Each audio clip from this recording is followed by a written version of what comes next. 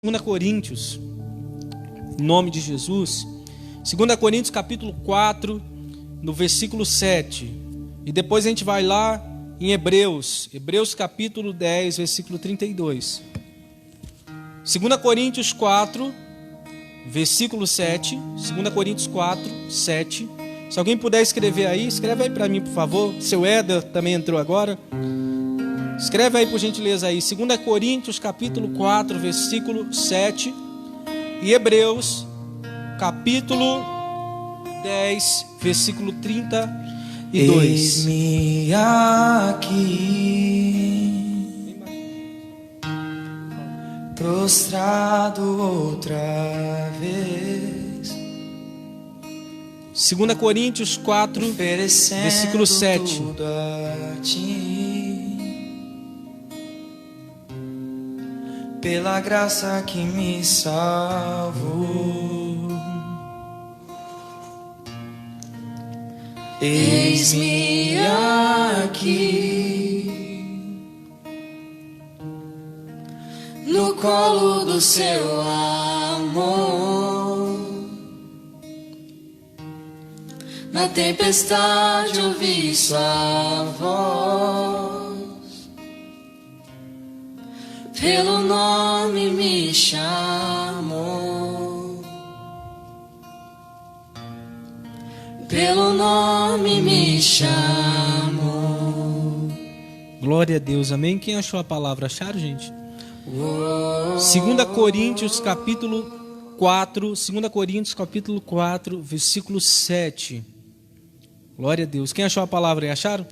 2 Coríntios 4, versículo 7. Vamos pedir a direção a Deus. Estenda as mãos para cá. Abençoa a minha vida para que seja Deus a falar, que eu diminua e Ele cresça nesse altar, nesse lugar. Deus, em nome de Jesus, ó Pai, que não seja nada sobre mim, sobre o conhecimento meu, não. Mas seja tudo sobre o que o Senhor quer falar conosco, ó Pai. Seja tudo sobre o Senhor. Fala conosco, ó Pai. Senhor, nos dirige através dessa palavra, nos orienta, nos direciona. Pai, que o Senhor possa trazer a direção a cada um, trazendo fé, esperança e mostrando o Teu propósito a eles, ó Pai. Abençoa a minha vida, a minha família, minha esposa, meus filhos. Que o Senhor possa nos fortalecer para que dia após dia possamos levar a Tua palavra, ó Pai, de maneira clara, de maneira simples e da maneira que o Senhor espera, ó Pai. Nós declaramos isso em nome de Jesus. E os que creem, digam amém. Glória a Deus. Amém? Igreja, hoje nós vamos falar sobre esse poder que vem de Deus sobre a nossa vida, sobre essa autoridade que vem de Deus para a nossa vida. Me fizeram essa semana, o irmão me fez essa semana uma pergunta, e é uma pergunta até, vamos dizer, meio que as pessoas têm muitas dúvidas, uma pergunta que às vezes as pessoas ficam muito pensando o porquê. O rapaz me perguntou essa semana: pastor, por que Jó, sendo um homem íntegro, reto, temente a Deus, se desviando do mal, passou por tanta luta, pastor? Por que Paulo, sendo homem de Deus, ele foi atingido com espinho na carne? Por que tantas pessoas que serviam a Deus passaram por lutas, pastor? E a direção que Deus me trouxe essa semana e lendo a palavra hoje foi a seguinte: é o título do que nós vamos falar hoje. O poder do servo vem de quem? Vem de Deus. E a palavra do Senhor até diz que o poder de Deus se aperfeiçoa na nossa fraqueza. É quando somos fracos que somos o quê?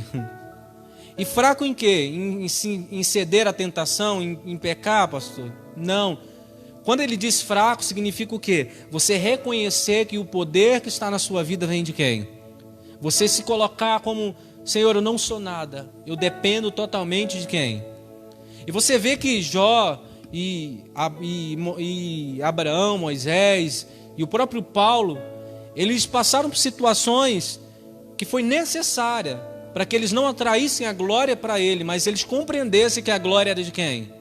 Era de Deus. Era um homem, sabe, que visto pelas pessoas como super-homens, como pessoas sobrenaturais, como pessoas, sabe, que não tem erro. Mas eu pergunto, será que existe um ser humano que não tenha erro? Existe um ser humano perfeito, igreja? Não. No exemplo de Jó, só para antes da gente entrar aqui, para você compreender esse tema. No exemplo de Jó, Jó era um homem íntegro, temente a Deus, se desviava do quê? Do mal. Porém, quando Jó estava doente, perdeu tudo, ele perguntou para Deus: Deus, por que eu estou passando por isso? Ele se questionou a Deus: por que eu estou passando por isso? E você sabe qual foi a resposta de Deus para Jó, gente? Deus falou para Jó: Jó, aonde você estava quando eu criei os céus e a terra, quando eu trouxe o firmamento à terra? Glória a Deus. Ou seja, aonde você estava quando eu te criei?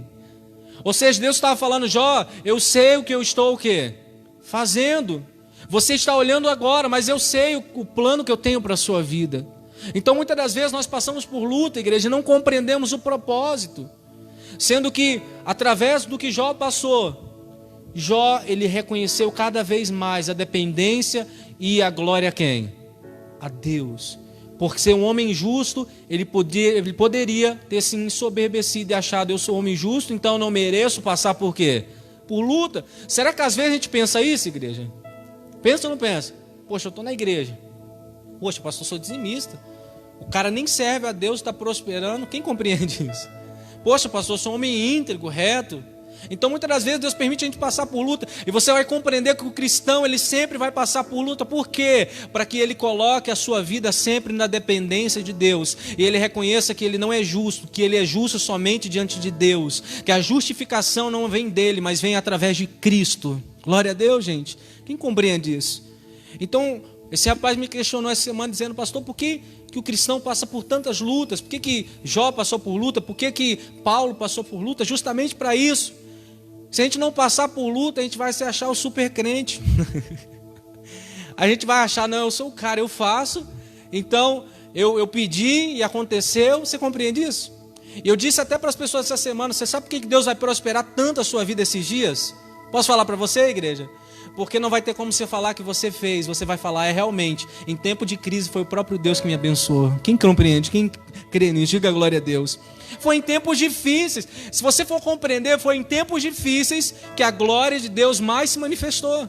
Foi em tempos de dificuldade que a glória do Senhor mais foi vista. Você compreende isso? Deus sempre livrou Israel com poucos. Para quê? Para que a glória não fosse dada para o homem, mas fosse dada para quem? Para Deus. Amém, gente? Então, lá no versículo 7, a Bíblia está dizendo assim: temos, porém, esse tesouro em vasos de quê? De barro, para demonstrar que este poder, que tudo excede, provém de Deus e não de nós mesmos. Você sabe por que Deus fez eu e você do barro? Ele pegou o barro, ele moldou e ele nos criou. Porque o barro, ele é facilmente moldado. Quando o oleiro, ele pega ali o barro, que é a matéria-prima, e vai moldar para fazer um vaso, ele faz o vaso da maneira que ele quer. Então, para que Deus pegou tesouros? A Bíblia está dizendo que Deus pegou tesouro e colocou aonde? Em vasos. Ou seja, Deus pegou coisas riquíssimas dele. Deus pegou a glória dele, a presença dele. Mas ele colocou aonde, gente? No vaso de barro, no vaso que facilmente quebra. Por isso que eu dei até o exemplo aqui: Elias orou, o fogo desceu, daqui a pouco Elias estava escondido na caverna. Ou seja, um vaso de quê? De barro, frágil. Não compreende isso, igreja? Nós temos que viver na total dependência de quem? De Deus, porque sem Ele a gente não é nada, gente. E Ele permite Ele derramar tesouros preciosos em vasos de barro. Mas eu posso dizer algo para você, igreja? Quem quer que Deus derrame de coisas preciosas sobre a sua vida? Quem quer que Deus coloque tesouros sobre a sua vida? Você crê nisso, igreja? Fala para esse irmão que está ao seu lado: seja barro, seja vaso. Fala para ele. Às vezes eu sou um ferro e quero que Deus ponha. O ferro não se molda não, meu irmão. Deus, ele só vai colocar tesouro em vasos de quê? Aonde ele pode moldar. Então a palavra do Senhor vai dizendo mais. Para compreendermos que tudo excede de Deus, tudo provém de Deus e não de nós mesmos. Sofremos pressões de todos os lados. Contudo, não estamos, o que, igreja? Arrasados. Ficamos perplexos com os acontecimentos, mas não perdemos a esperança. A gente fica até assustado. Você liga a TV, morreu 100 hoje, diga misericórdia. A pessoa vai assistindo e ficando preocupada, né? Morreu 200, misericórdia. Você fica até perplexo, assustado. porém você não desanima, porque a sua esperança está em Deus. A gente fica até sofrendo pressões de todos os lados, porém a nossa fé continua firme em Deus, porque nós sabemos que é Cristo que está no controle das nossas vidas. Amém? Eu posso falar algo para você, igreja? Se uma pessoa está desesperada, é porque ainda ela não entregou o controle da sua vida a Deus.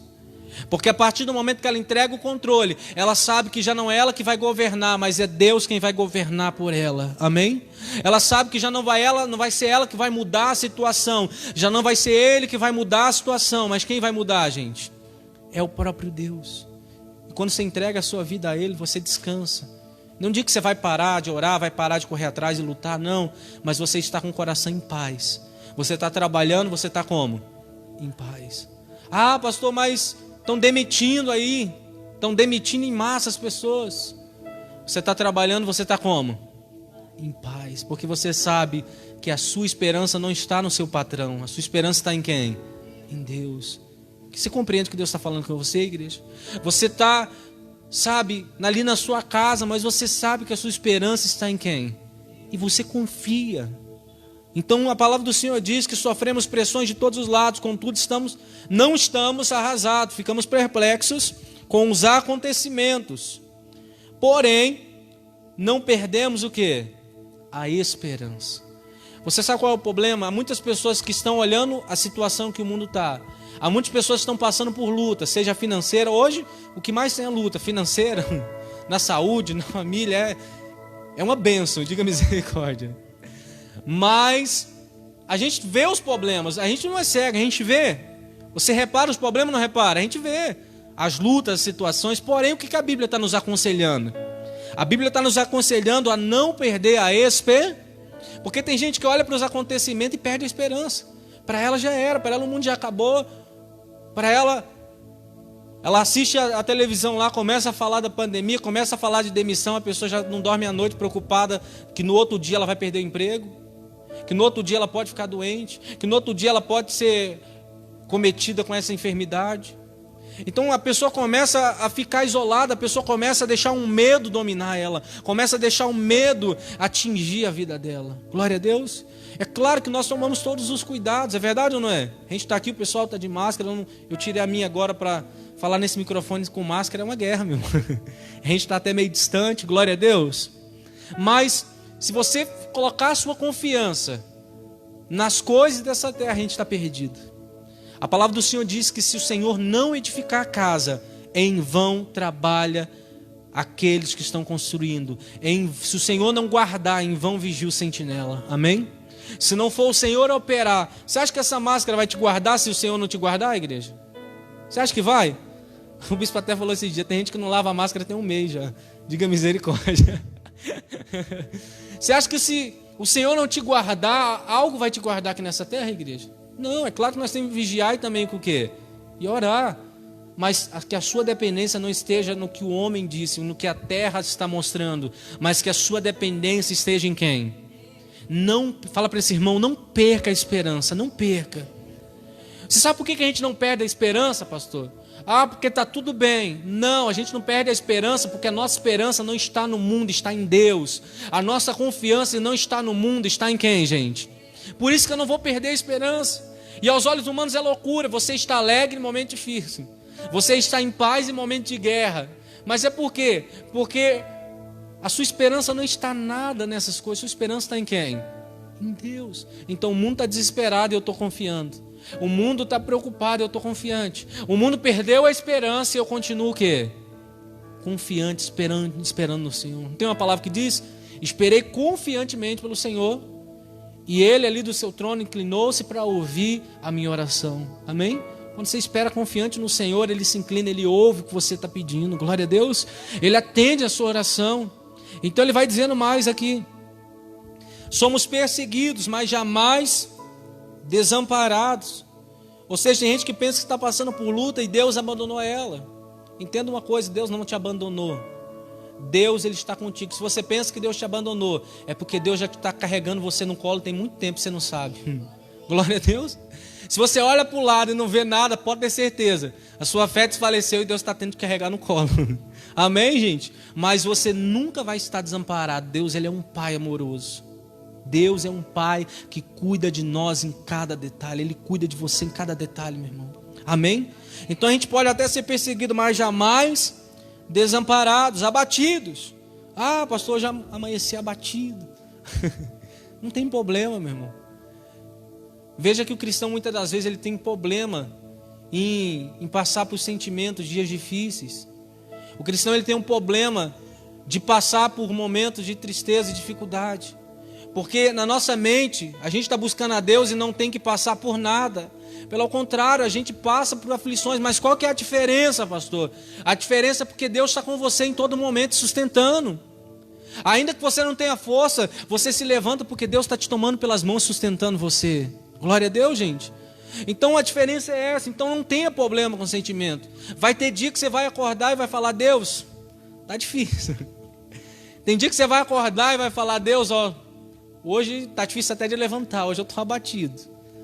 Mas porém, qual que é a diferença? Você dobra o seu joelho, você ora, e de repente vem uma força muito grande dentro de você, você se levanta daquela situação. Amém? Nós não somos super-heróis, gente. Fala para esse irmão: você não é um super cristão, não. Tem gente que acha que é um super cristão, não pode passar por nada. Não, é passando pela prova e dando glória a Deus, meu. Ainda que a gente passe. A Bíblia que eu leio diz que Deus permitiu o povo passar por luta. A Bíblia que eu leio diz que Deus permitiu Sadraque, Mesaque e Abidnego eles entrarem na fornalha, mas o fogo não queimou eles. Deus permitiu Daniel entrar na cova do leão, mas o leão teve que jejuar. Amém, gente? Então, o nosso Deus é um Deus que às vezes permite para provar a nossa fé, mas entenda, Ele nunca vai te desamparar. Glória a Deus. E para que Ele permite então? Aí que nós vamos entrar no tema dessa palavra. Agora nós vamos entrar na chave dessa palavra. Por que Deus permite, pastor? Porque Ele te ama. Eu disse até essa semana e estou sempre insistindo nessa frase: Deus não é garçom. O garçom te dá o que você pede, o pai te dá o que é necessário para você. E um pai, ele não vai simplesmente entregar algo, ele vai querer te ensinar com o que ele está te dando. Ele vai querer te ensinar para que o filho tenha um aprendizado e saiba estar estruturado e saber o valor das coisas. Glória a Deus. Então Deus, Ele permite passar por luta por quê? Porque Ele te ama. Porque se Ele não te amasse, Ele te faria um filho mimado. E quando você passasse por luta, você não conseguiria levantar mais. As lutas que eu e você já passou até hoje nos fizeram pessoas mais fortes. É verdade ou não é? Hoje a pessoa de fé que você é hoje é graças às lutas que você passou já no passado. É graças às lutas, tribulações que você enfrentou e conseguiu vencer. Só que o problema é que há pessoas que as lutas vai vindo, a situação, a luta vai vindo, e a pessoa, ao invés de ter mais fé ainda, a fé vai o quê? Se acabando.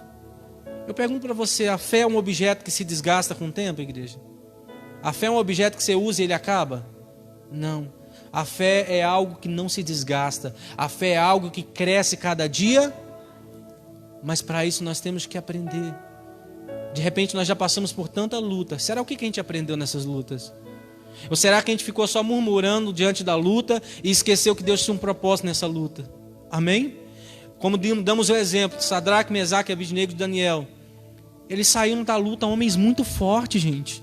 Sadraque, Mesaque, Abidnego e Daniel saiu daquelas lutas mais forte do que o quê? Do que entraram. Sabe, depois das lutas, das investidas de Satanás que veio sobre a vida deles, Sadraque, Mesaque, Abidnego e Daniel começou a governar ali. Glória a Deus. Começou a governar naquele lugar, começou a ter poder e autoridade naquele lugar. Então, como você tem reparado as lutas? Como de repente você tem olhado as lutas? Será que você está olhando para a luta e dizendo: ó céus, ó corona, diga misericórdia? Ou será que você tem olhado para as lutas e declarado: o meu Deus é mais forte do que essa luta? Ou será que você tem declarado: eu creio, Deus está no controle de todas as... Ainda que eu ande pelo vale da sombra da morte, eu não... Porque eu creio que Deus está comigo. Se Ele permitir, eu vou enfrentar e vou vencer esse deserto. Se Ele permitiu, é porque Ele me ama. E se Ele quer provar a minha fé, eu vou ser aprovado e vou ver o galardão e a glória do meu Deus sobre a minha vida. Glória a Deus. Glorifica o nome de Jesus, igreja. Glória a Deus. Como falamos, um rapaz que me perguntou, pastor, por que o cristão passa por luta? Para que você possa ser aprovado, que sem luta também não tem o quê? Não tem vitória. E sem luta, você não seria a pessoa que você é hoje, a confiança que você tem hoje em Deus. Amém? Então ele disse mais, vamos lá. Ele disse assim, ó: somos perseguidos, mas jamais desamparados, abatidos, mas não, trazendo sempre no nosso corpo o morrer de Jesus, para que a vida de Jesus da mesma forma seja revelada em nosso. Do mesmo jeito que você passa por luta, a glória de Cristo é revelada na sua vida também. Pois nós que estamos vivos somos cotidianamente entregues à morte por amor de Jesus, para que a sua vida também se manifeste em nosso corpo mortal, de maneira que em nós opera a morte, não opera a morte, de maneira que em nós opera a morte, entretanto em vós o quê? A vida. Assim que está escrito: criei e por isso declarei, com esse mesmo espírito de fé, nós igualmente cremos e por esse motivo o quê? Falamos. Temos certeza de que aquele que ressuscitou o Senhor Jesus dentre os mortos, da mesma forma nos ressuscitará com ele e nos apresentará convosco. Tudo isso é para o vosso benefício, para que a graça que está alcançando mais e mais pessoas faça transbordar as muitas ações de graça para a glória de quem, gente? Ou seja, tudo vai ser para a glória de quem? Para a glória. Você sabe o que você está passando hoje, a situação que você está passando hoje, vai ser para a glória de Deus. Talvez hoje você não está entendendo, mas você vai ver amanhã que vai ser para a glória de Deus isso. Ainda que você olhe, pastor, mas isso é para a glória de Deus? Não parece não, pastor. Tem certeza, pastor? Olha direito. Tem certeza que isso é para a glória de Deus? Não parece não. Mas é assim, as coisas de Deus é diferente. Amém? Você já imaginou Deus, o exemplo até quando o povo estava no deserto, a caminhada entre o Egito e a terra prometida era 12 dias, né? 10 dias, 12 dias, alguma coisa assim os estudiosos falam. Era dias, era muito perto, gente. O povo demorou quanto tempo? 40 anos, e nem todo mundo o quê? E nem todo mundo entrou. Por quê? Um ponto que eu quero destacar aqui, que Deus me deu essa direção. Há pessoas que elas querem provar da terra prometida no deserto ainda. Há pessoas que querem provar o que Deus quer fazer para ela ainda, enquanto Deus está preparando ela ainda. Amém? Pessoas que estão ansiosas. Para que você compreenda o propósito de Deus e receba aquilo que Deus tem para a sua vida, é necessário você confiar no Senhor. Amém? É necessário você depender do Senhor. Porque a gente sempre fala que deserto não é um lugar de fartura, é um lugar de provisão. No deserto o povo tinha sede, Deus mandou o quê? O povo tinha fome. O pão, o maná não está bom, manda carne, mandou carne. Então não é lugar de fartura, é lugar de quê? De provisão, não vai faltar nada. Mas a terra prometida é lugar de fartura, é lugar de se regozijar com aquilo que Deus vai te entregar. Glória a Deus. É lugar de aproveitar aquilo que Deus tem para te entregar. Só que, como nós falamos, há pessoas que antes de chegar na terra prometida, elas não querem passar pelo quê? Pelo deserto. As pessoas querem sair do Egito e ir direto para onde? E sentar na janelinha da frente ainda. É verdade ou não é? As pessoas não querem passar. Eu entendo, por que tem o deserto, pastor, antes da terra prometida? Porque a terra prometida só pode entrar quem está preparado, quem foi moldado por Deus, quem foi transformado por quem? Então o deserto é para quê? Deserto é para preparo. Terra prometida é para alcançar a promessa. Amém? Então se eu não quero passar pelo deserto, então eu estou dizendo, Senhor, não me prepare. Eu quero ser a mesma pessoa que eu sou e eu quero tomar posse daquilo que é do Senhor. Você acha que Deus vai fazer isso, gente? Não, porque Deus ele te ama, Ele primeiro te prepara e depois te entrega o que você quer. Glória a Deus. Pastor, eu quero me casar. Deus está te preparando, meu irmão. Glória a Deus. Pastor, olha, eu quero... Vamos dar um exemplo aí, o que mais? Quero um carro, quero uma casa, quero ser rico, pastor. Glória a Deus. Que assim seja, amém? Só que Deus está te preparando para que lá na frente você não se ensoberbeça e se orgulhe e esqueça de Deus. Deus está te preparando. Glória a Deus. Tudo que Deus vai fazer na vida de um cristão não é algo superficial, é algo de dentro para fora. Porque o que Deus vai fazer não é qualquer dificuldade que vai tirar de você. O que Deus vai te dar não é qualquer vento de dificuldade que vai tirar da sua vida. Glória a Deus. O que Deus quer preparar para você, a Bíblia diz que olhos nunca viram e ouvidos nunca. Aquilo que Deus tem preparado para aqueles que o... E quem Deus ama, Ele trata. Amém? Quem crê que Deus te ama? Quem crê que Deus te ama? Agora ninguém levantou a mão, misericórdia. Quem crê que Deus te ama? Então Ele vai te tratar. É como um pai, gente. É mais que um pai, na verdade. Mas um exemplo de um pai, uma mãe, é porque um pai ou uma mãe, ele quer o melhor para o seu. Quer ver um exemplo? Pega o seu filho. Quem é que tem filho? Pega o seu filho. Dá tudo que ele pede. Não nega nada. Dá tudo que ele pede. Deixa ele fazer o que ele... Como é que vai ficar esse menino? Hã? Ele vai chegar lá fora e vai achar que pode fazer tudo. E aí ele vai sofrer. Por que Deus muitas das vezes nos regra? Por que muitas das vezes Deus nos leva ao deserto, nos trata? Para o nosso próprio bem. Eu falei, nós fazemos sempre uma reunião Cristo no Lar, uma célula que a gente faz com os irmãos. Por enquanto a gente está fazendo de forma online, né, pelo Zoom. Eu estava falando essa semana com os irmãos que Deus às vezes nos protege da gente mesmo. Deus às vezes nos protege da nossa própria vontade. Você sabia disso, igreja? Porque Deus sabe que nossa própria vontade às vezes vai nos levar a sofrer. Então Ele permite a gente passar por lutas para nos tratar e mostrar para a gente o que é melhor para nossas vidas. Amém? Você compreende isso, igreja? Fala para esse irmão que está ao seu lado. Deus nos leva ao deserto para falar de amor. É que deserto, na mente das pessoas, deserto e amor não, é uma coisa que não combina, né? Aos olhos do mundo, deserto e amor não é algo bom, não é algo que combina, é verdade ou não é? Aos olhos humanos, seja sincero, é verdade ou não é? Amor e deserto não é uma coisa boa.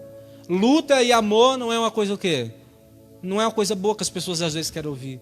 Às vezes, você sabe o que as pessoas querem ouvir? Você vai vencer, você vai alcançar. Só que se eu não mostrar para você a trajetória disso, você pode até vencer, mas lá na frente você vai se decepcionar. Se a gente não mostrar para você o meio, se mostrar para você só o fim e não mostrar o meio, você não vai compreender o propósito de Deus na sua vida. Você vai achar que você passou luta a vida inteira, você vai achar que Deus te abandonou a vida inteira, e quando Deus te der a vitória, aí sim Deus te ama.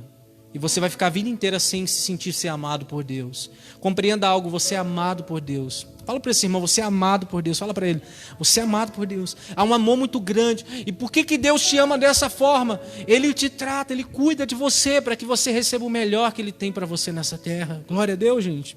Abra sua Bíblia no livro de Hebreus, igreja. Por gentileza, Hebreus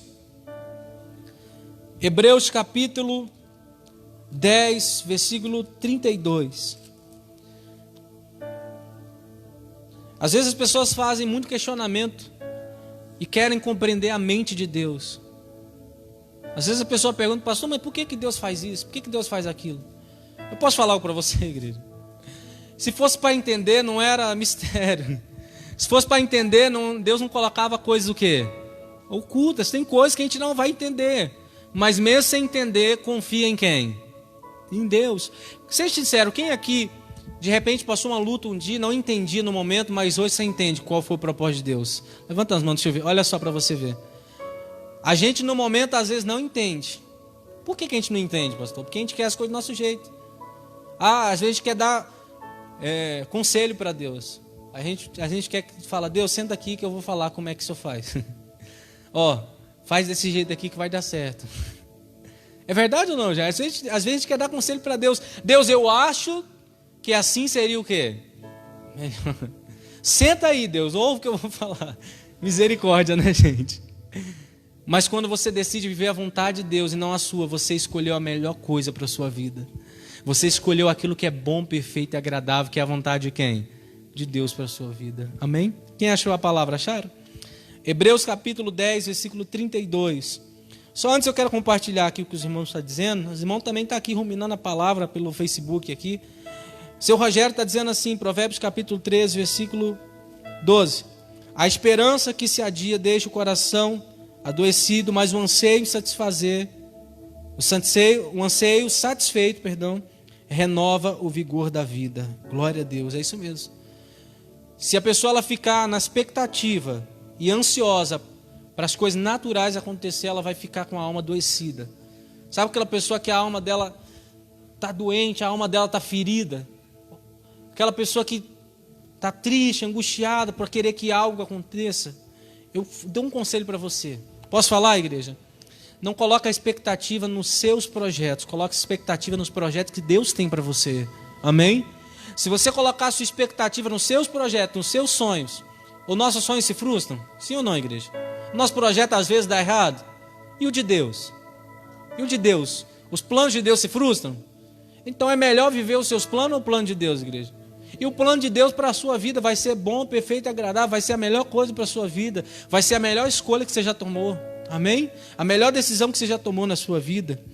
Então ele disse lá no livro de Hebreus, capítulo 10, versículo 32: Contudo, lembrai-vos dos primeiros dias, em que depois de seres iluminados, suportardes uma grande o quê?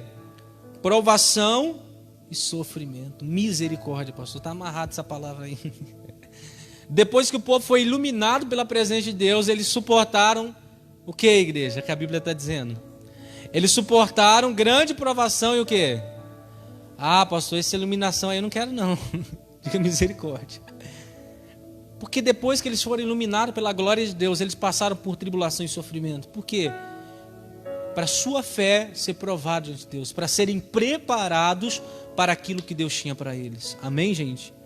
Nós sabemos que no passado, se a gente for parar para pensar, a igreja primitiva, só para a gente concluir aqui, a igreja primitiva, gente, era uma igreja que os romanos vinham, tomavam todos os bens, confiscavam os bens e o povo ficava feliz. Como pode? Pastor, essa igreja aí é igreja de doido. É. A igreja primitiva, os romanos vinham, porque naquela época, se você for compreender o contexto histórico, naquela época, se uma pessoa se convertia ao cristianismo, os romanos vinham e tomavam todos os bens a fim de que essa pessoa ela não pudesse mais servir a Deus, a fim de que tomar os bens para aquela pessoa deixar de buscar quem? A Deus. E até mesmo naquela época, quem queria buscar a Deus era excluído da sociedade. Quem queria buscar a Deus não tinha poder econômico, poder de entrar no meio da sociedade. Amém? E a gente vai compreender que foi exceções. Paulo, que era a pessoa que o próprio Deus, desde o princípio, estava direcionando ali, mas Paulo já estava no meio ali. Glória a Deus. Depois Deus foi lá, trouxe ele para a direção e o propósito. Mas a maioria foram pessoas que passaram por lutas, aflições, pessoas, sabe, que diziam, hoje eu vou me converter. Não dava 2 horas quem estava lá. Os romanos para confiscar. Você imagina se fosse assim hoje, hein? Se você se falasse, pastor, eu vou me converter hoje, eu aceito Jesus como Senhor e Salvador. E a prefeitura já estivesse na porta ali esperando para confiscar seus bens. Diga misericórdia. Mas aquele povo foi provado e foi aprovado por Deus. Hoje não é assim, a gente sabe. Hoje a gente sabe que, quando a gente busca a Deus, a gente vive o plano de Deus, Ele nos abençoa muito ainda, glória a Deus. Mas o que nós temos que compreender é que independente da luta ou da tribulação, a nossa esperança tem que estar em quem? Em Deus. E Ele disse ainda, algumas vezes fostes expostos ao público, como espetáculo de humilhações e perseguições. Outras vezes vos associastes aos que andam dessa mesma forma e foram ofendidos, porque não somente vos compadecedes dos encarcerados, como também dos rebeldes com alegria, o confisco dos vossos próprios bens, pois estáveis convictos de possuirdes bens muito superiores e que duram para sempre. Olha que coisa. Aquele povo estava alinhado tanto ao propósito de Deus, que eles sabiam que teriam um tesouro muito o quê? Muito maior que tudo aquilo. Ele disse mais, portanto, não abandoneis a vossa confiança. Fala para esse irmão que está ao seu lado, não abandone a confiança. Por que Paulo, a Bíblia diz que trouxe a palavra àquele povo? Aquele povo estava precisando, estava num momento difícil, sendo perseguido. Só que, porém, ele disse, não abandone o quê? A esperança. Quem está passando por luta? Quem está passando por luta aqui? Deixa eu ver. Vou levantar o pé aqui, misericórdia. É bravo, né? Quem passa por luta? Você passa? Só que essa palavra que Deus está falando, não abandone o quê? A confiança. Em outras palavras, confia. Tudo isso vai passar. É como uma estação. Vem o frio, daqui a pouco vem o calor. Mas é interessante você saber que cada estação há uma roupa que você veste. Nós temos que aprender, como ditado popular, dançar conforme a música. Mudou a música, então a dança é diferente agora. Tá frio, então coloca a roupa de frio. Tá calor, então muda as vestes de calor, de frio. Agora é roupa de quê? De calor, a roupa mais fresquinha agora. Glória a Deus. Pastor, tá tudo bem, glória a Deus. Então, tá difícil, então se arme com a armadura ali e volta para a batalha. Glória a Deus, gente. A vida do cristão é assim, nós temos que estar preparados e jamais perder a confiança no Senhor. E ele disse aí, ó. Vamos lá. Em verdade, portanto, não abandoneis a vossa confiança, pois nela há grandioso o quê? Galardão. E em verdade vos afirmo que necessitais de perseverança, a fim de que, havendo cumprido a vontade de quem? Alcanceis plenamente o que ele, o quê? Glória a Deus. Aí chegou no ponto que eu queria, pastor. Glória a Deus. Só falou só de luta até agora. Você tendo perseverado, você vai alcançar a promessa de Deus sobre a sua vida, sobre a sua casa. Glória a Deus. Você perseverando, você vai alcançar os sonhos e os planos de Deus para a sua vida. Aquilo que você tanto espera, é necessário que você venha confiar no Senhor. Você sabe de uma coisa, igreja? Às vezes, isso é quase sempre, quando a resposta ao que Deus tem para fazer na nossa vida está mais perto, parece que é onde vem mais um cansaço. Parece que é onde vem mais uma voz dizendo desiste. Sabia disso? Quando está mais próximo de acontecer o que Deus tem para você, é o momento que vem mais um cansaço, que vem perguntas no seu ouvido. Será que Deus está olhando para você? É verdade ou não é? Será que Deus está olhando mesmo? Já tem tanto tempo que você está esperando por isso? Já tem meses, já tem anos que você está esperando por isso. Será que Deus está olhando por você? E é justamente nesses momentos aonde nós temos que ser o que, igreja? Aprovado por Deus. Por isso que a gente fala de tribulação. Por que o senhor fala muito de tribulação, pastor? Porque se você não estiver preparado, no momento que Deus estiver pronto para entregar o que Ele tem para você, você vai perder a bênção. Você vai perder a promessa que Deus ele tem para a sua vida, para a sua família. Glória a Deus, gente. Eu lembro de Daniel. A Bíblia diz que Daniel ele estava ali orando e jejuando. E a Bíblia diz que ele ficou quantos dias jejuando? Quantos dias, gente? 21 dias jejuando. E a Bíblia diz que após 21 dias... No primeiro dia, a Bíblia diz que ele aplicou o coração em buscar as coisas do Senhor. Deus já tinha ouvido a oração dele. Amém? Só que demorou 21 dias para aquilo que Daniel orou acontecer. Para aquilo que Daniel pediu pudesse acontecer. Porque você acha que não há uma luta espiritual? Você acha que não há batalha? É ou não é, igreja? Não uma batalha, nós temos que compreender o quê? Não uma batalha, Deus querendo vencer o diabo e aquela luta, Deus às vezes não consegue. Não, Deus tem domínio sobre todas as... Então Deus não luta contra o diabo. Deus manda e o diabo o quê? Obedece. Então é simplesmente assim. Porém, que luta é essa, pastor? É aqui, ó. É aqui dentro. É a luta entre a alma, entre o espírito, entre a certeza, entre a dúvida. É o espírito lutando contra a carne. Glória a Deus. É a carne dizendo tenha medo e o espírito dizendo o quê? Confia. É de repente o sentimento de que vai dar tudo errado, mas você seguindo o sentimento que o Espírito de Deus diz para você que vai dar tudo o quê? Então a luta é aqui. E se você não vencer aqui, é impossível você alcançar o que Deus tem para a sua vida. Amém? Fala para esse irmão que está ao seu lado, vença dentro. Fala para ele, vença dentro.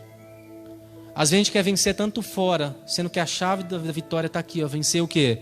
Dentro. Às vezes as pessoas querem uma chave que abre portas. Pastor, hoje só vai dar a chave que abre todas as portas. A chave está aqui, ó. A chave está onde, gente? Dentro. O que adianta eu dar uma chave para você, ungir a chave e falar, toca que a porta vai o quê? Toca que a porta vai o quê? Se você não vencer o medo que está dentro de quem? De você. Se você não abrir a porta do seu coração, quando Jesus disse, eu sou a chave de Davi que abre e ninguém fecha, fecha e ninguém abre. Ele estava dizendo o quê? Ele quer morar dentro de nós, Ele quer destravar coisas que estão travadas dentro de nós, amém? Ele quer tirar de nós os medos, os traumas. Ele quer tirar de nós a dúvida e implantar em nós a certeza para que venhamos viver o melhor dele sobre a nossa vida. Quantos desejam viver o melhor de Deus sobre a sua vida? Diga glória a Deus. Quantos desejam? Diga glória a Deus. Você deseja, igreja? Então vença aqui dentro. Não fique no deserto murmurando. Mas no deserto é momento de chorar, é momento de orar. É momento de buscar a face do Senhor. É momento de você se voltar, colocar o rosto no pó e orar assim. Glória a Deus. É momento de você estar se voltando para quem? Para Deus. O bispo hoje leu uma palavra, achei bem interessante, que falava sobre o nascimento, não, sobre quando o anjo estava ali, Gabriel veio para que pudesse gerar João. Veio ali a Zacarias e veio a esposa dele também, Isabel, né?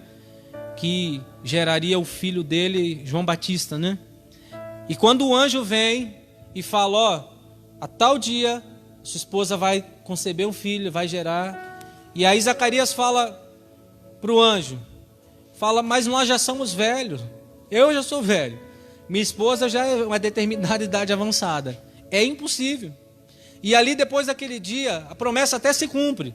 Mas até a promessa se cumprir, Zacarias ele fica mudo. E ele sai para fora do templo, as pessoas falam, o que o anjo falou? E ele não consegue falar o quê? Nada. Ele fica mudo, ele não consegue falar o quê, igreja? Nada. Porque ele duvidou, a promessa aconteceu. Mas porém ele ficou mudo até a promessa acontecer. E eu creio que é até uma direção de Deus. Imagina a mulher de Zacarias ouvir murmuração todo dia. Imagina Isabel, o marido chegando, mulher, não vai acontecer. E ele ficou mudo. Até ver a promessa o quê? Chegar, diga misericórdia, gente. Fala para esse irmão que está ao seu lado, fala para ele, não murmure. Não, pastor, mas é impossível. Creia, meu irmão. Se Deus está falando é porque ele vai o quê? Fazer, não murmura não. E Zacarias ficou até a promessa se cumprir mudo, sem poder falar o quê? Nada, porque ele duvidou. O anjo falou, vai acontecer. E Zacarias falou, olha a minha condição. Então, nós temos que compreender isso. Não olhe para a sua condição, olhe para o que Deus tem para você. Amém? Não olhe para a sua condição, olhe para quem, gente? Para Deus. Deus, Ele te ama. Deus, Ele tem propósito na sua vida. Você é amado por Deus. Você é alcançado por Deus. Creia nas promessas que Ele tem para a sua vida. E creia, nada você vai conseguir na força do seu braço. Você pode até conseguir algo, mas aquilo é algo momentâneo. Mas passe a viver na dependência desse Deus, amém? Nós somos vasos, voltando a lembrar, nós somos vasos de barro, facilmente moldado. Mas Deus quer colocar tesouros dentro de você. Deus quer colocar algo precioso dentro de você.